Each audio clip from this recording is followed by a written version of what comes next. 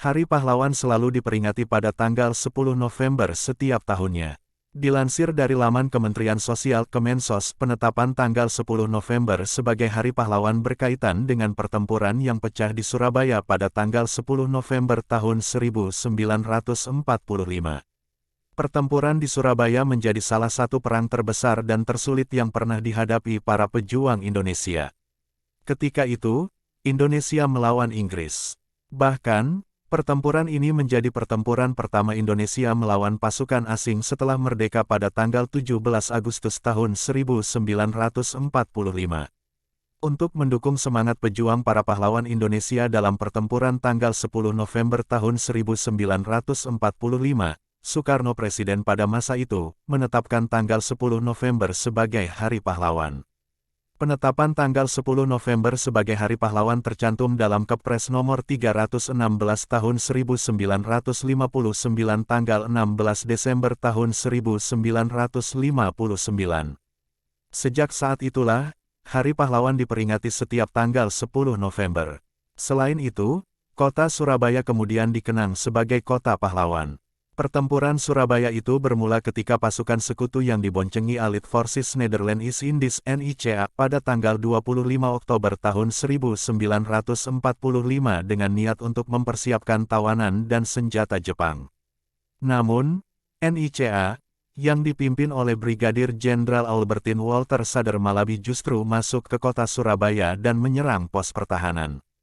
Hal itu dianggap sebagai langkah peperangan kepada Indonesia. Dilansir dari awak media, tanggal 7 Februari tahun 2022, pada tanggal 27 Oktober tahun 1945, pasukan sekutu yang didominasi tentara Inggris menyerbu penjara dan tawanan perang yang ditahan oleh Indonesia.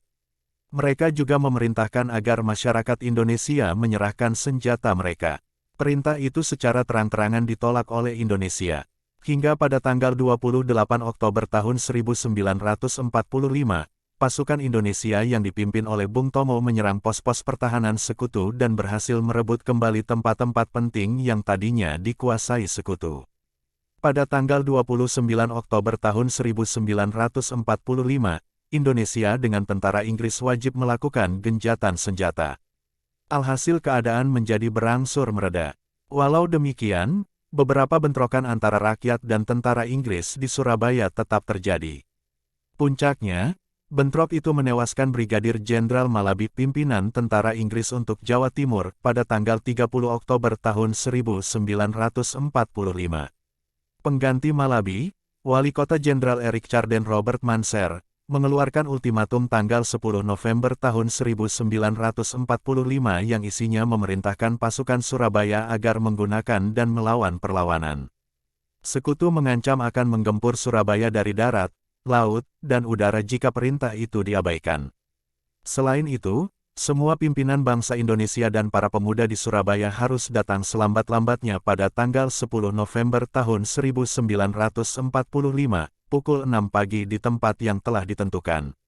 Benar saja, masyarakat Surabaya tertarik untuk menghadapi ultimatum pihak sekutu sehingga pertempuran pecah pada tanggal 10 November tahun 1945.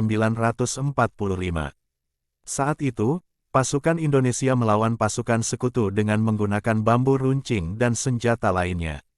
Pertempuran berlangsung cukup lama, yakni lebih dari 2 minggu.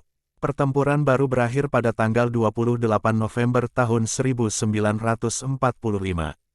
Menurut arsip Kemendikbud, pertempuran itu mengakibatkan sekitar 20.000 rakyat Surabaya menjadi korban, sebagian besar adalah warga sipil.